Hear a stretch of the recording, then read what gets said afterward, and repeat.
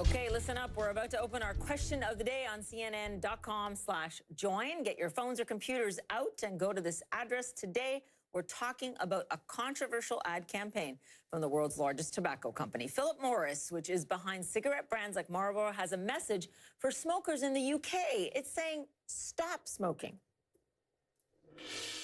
First few steps are the hardest.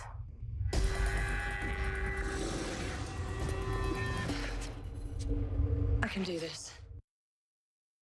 So this is the Hold My Light campaign. Yes, you will recognize it as a lot like Mission Impossible. Philip Morris says it wants smokers to give up for 30 days. It's spent millions on ads like this one and front page messages on one of Britain's biggest tabloid newspapers. But anti-smoking campaigners, they aren't happy. They say it's hypocrisy for Philip Morris to do this and still promote smoking in other parts of the world. We want you to be a part of the debate. Our question tonight is, should big tobacco companies run ads that urge people to stop smoking if they're still promoting cigarettes elsewhere around the world? Philip Morris says it's surprised by the response to the campaign. I want you to go to CNN.com/join and cast your vote. I'll put your responses to my next guest. George Butterworth is the Senior Policy Manager for Cancer Research UK. He says it is staggering hypocrisy on the part of Philip Morris. So go right to it and tell us what you think their real motivations are. Well, I think, to be frank, it's just a shameless PR stunt.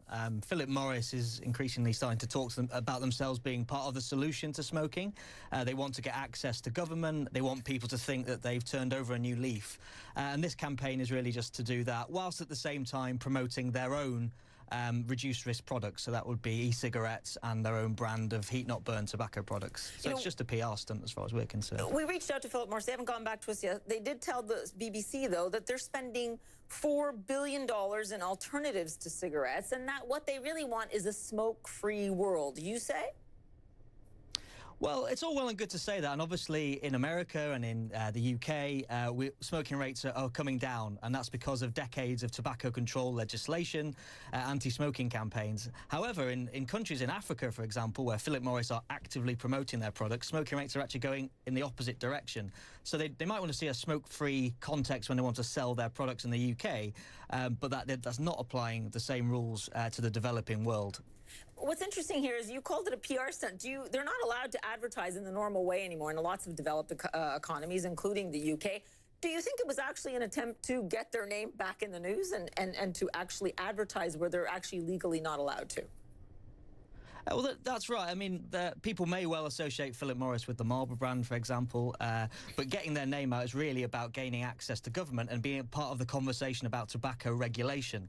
And that's what's worrying here, that if they were given access to a seat at the table, as they have done in the past, they've opposed pretty much every successful tobacco control measure in the UK, starting from the smoking ban to more recently plain packaging. And they have thrown millions and millions of dollars at stopping those important measures. So we're concerned that by giving them legitimacy, that could be the start of them getting access to a seat at the table. Yeah, which is a good point, George. If they're going to have to do it on both ends. If you really want a smoke-free world, then obviously you don't have to fight these lobbying efforts. In terms of them doing anything, though, anything at all, they do have lots of cash on hand. Is it not better for them to actually at least engage? Because they certainly spent a lot of money on that commercial we just saw and a lot of money on that ad. I didn't see in the commercial Philip Morris anywhere. I didn't see Marlboro anywhere. It wasn't branded like a cigarette commercial. No, and I think that we don't have a problem with the message itself, and the message obviously is for people to stop smoking, or if they don't want to quit completely, they might try a product like an e-cigarette.